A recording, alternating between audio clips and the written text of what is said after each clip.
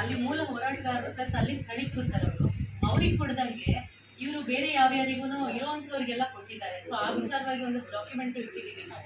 So ಅಲ್ಲಿ 5 ವರ್ಷದಿಂದ ಇರೋರಿಗೆ ರೆಗ್ಯುಲೈಸ್ ಮಾಡಿ ಅಂತ ನಾವು ಹಾಕಿದ್ದೀವಿ ಸರ್. 77 ಜನ ಪಟ್ಟಿ ಅವರ ಡಾಕ್ಯುಮೆಂಟ್ಸ್ ಮತ್ತೆ ಮೊನ್ನೆ ಅವ್ರಿಗೆ ಮಾಡ್ತೀವಿ ಅಂತ ಹಾಕಿದಾಗ ಅಬ್ಜೆಕ್ಷನ್ ಹಾಕಿದ್ವಿ ಸರ್ ನಾವು. ಸೊ ಇದುವರೆಗೂ ಅದು ಯಾವುದೇ ರೀತಿಯಾದ ಒಂದು ಕ್ರಮ ಜರುಗಿಲ್ಲ ಸರ್.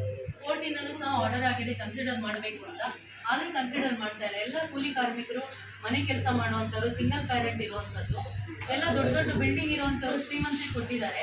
ಇವ್ರುಗಳನ್ನ ಕನ್ಸಿಡರ್ ಮಾಡ್ತಾ ಇಲ್ಲ. ಪೊಲೀಸ್ ಈ FIR ಮಾಡಿಸೋದು, ಅಲ್ಲಿ ಪೊಲೀಸ್ ಅವ್ರು ಕಳಿಸೋದು, ಗಲಾಟೆ ಮಾಡಿಸುವಂಥದ್ದು ಇದು ಕೊಟ್ಟಿದೆ ಸರ್. ಎಲ್ಲರಿಗೂ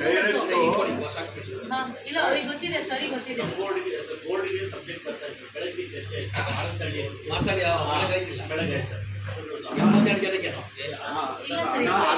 ಬೇರೆ ಸರ್, ಇದು ಬೇರೆ. ಅದು 80 ಮರಿಯಪ್ಪ ಗ್ರೂಪು, ಇದು 77. ಅನಾಥರಾಗಿ 127 ಜನ ಇದ್ದಾರೆ ಸರ್. ಅವ್ರಿಗೆ ರೆಗ್ಯುಲರೈಸ್ ಮಾಡಿ ಅಂತ ಹೇಳ್ತಾರೆ. ಆದರೆ ಅಲಾಟ್ಮೆಂಟ್ ಬೇರೆಯವ್ರಿಗೆ ಅವ್ರು ಕೂಡ ನಮಗೆ ಖಾಲಿ ಮಾಡಿಸಿ ನಮ್ಗೆ ಕೊಡಿ ಅಂತ ಹೇಳ್ತಾರೆ.